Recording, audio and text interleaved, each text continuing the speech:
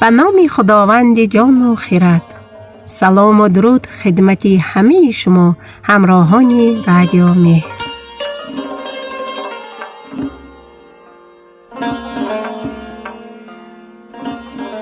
سعید عبدالله زاده هستم و با برنامه و حکایتی دیگر از کتاب نغز و دلکشی گلستان سعدی.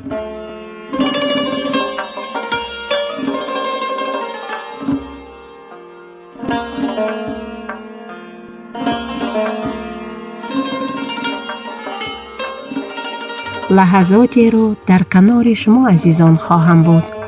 امیدوارم در هر نقطه از این سرزمین پهناور که هستید همراه خانواده خوب و مهربانتان خوش و خرسند زندگیتان را سپری کنید و از هر آفت و گزند در امان بمانید. در این روزهای سخت که تمام مردم دنیا با یک ویروس منحوس درگیر شدند و برای مهار آن تلاش می‌کنند، بهترین فرصت است که در خانه‌های خود بمانیم و آرامش را به زندگی بازگردانیم.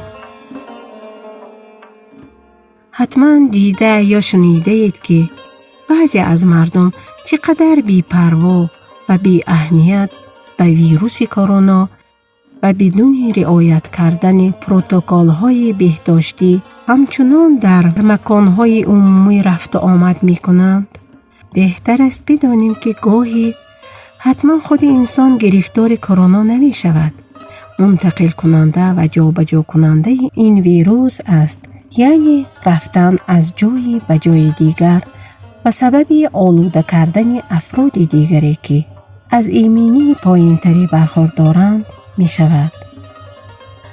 پس خیلی بی‌عقلی و بی‌فکری هست که آدم بخواهد جان خود و جان دیگران را به خطر اندازد. از قدیم و ندیم گفتند چرا عاقل کند کاری که باز آرد پشیمانی.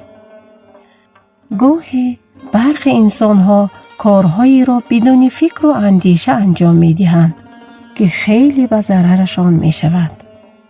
مثلا بدون در نظر گرفتن عاقبت کاری تصمیم به انجام دادن آن کار می‌گیرند یا بر دوش کسی کاری فراتر از توان و مهارتش می‌گذارند.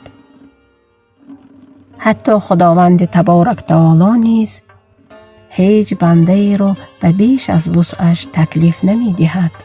حالانکه برخی از ما آدم‌ها چنین می‌کنیم و وقتی که نتیجه ناشایسته گرفتیم شروع می‌کنیم به ملامت کردن و شکایت کردن از آن انسان بیچاره.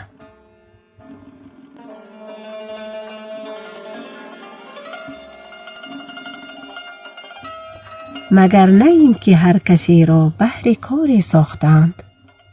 پس به جرأت میتوان گفت قوه عقل مهمترین و بزرگترین نعمت الهی است که به بشر داده شده است. یعنی به کار نبستن آن و بهره نبردن از این قدرت چیزی جز تباهی را به دنبال ندارد. در این باره سعدی شیرازی حکایت جالبی دارد که امروز می‌خواهیم تقدیمتان کنیم.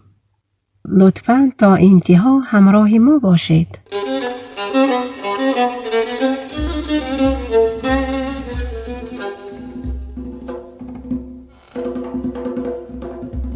در حکایتی که امروز خواهیم شنید با کلمه بیتار روبرو می شویم. بیتار به معنای دامپزشک یا همان دکتر حیوانات است.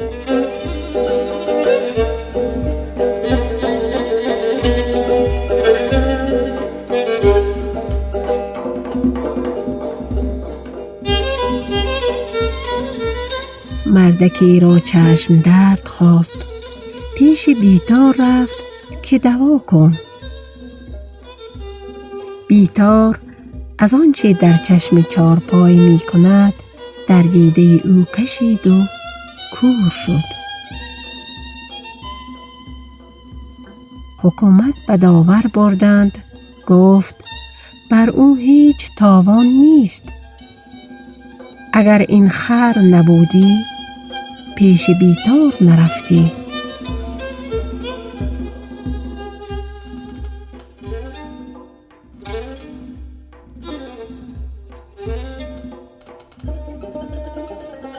مقصود از این سخن آن است تا بدانی که هر آن که ناآزموده را کار بزرگ فرماید، با آنکه ندامت برد نزدیک خردمندان، به خفت رای منسوب گردد. ندهد هوشمند روشن رای به فرومایه کارهای خطیر. بوریا باف اگرچه بافنده است، نبرندش به کارگاهی حریر.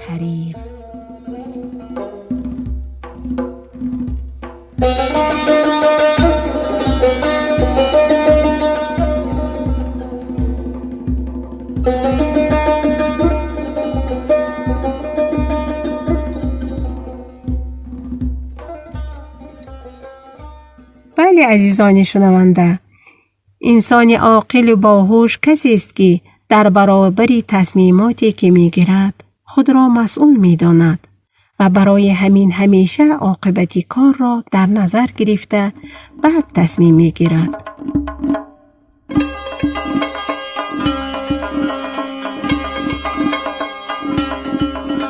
دوستانی باهوش و با فراست، از اینکه همراه برنامه حکایاتی از گلستان بودید بسیار خرسندیم و سپاسگزاریم. برایتان بهترین آرزوها را دارم. تا برنامه و حکایت دیگر شما عزیزان را به خدا می سپارم. سلامت و تندرست باشید.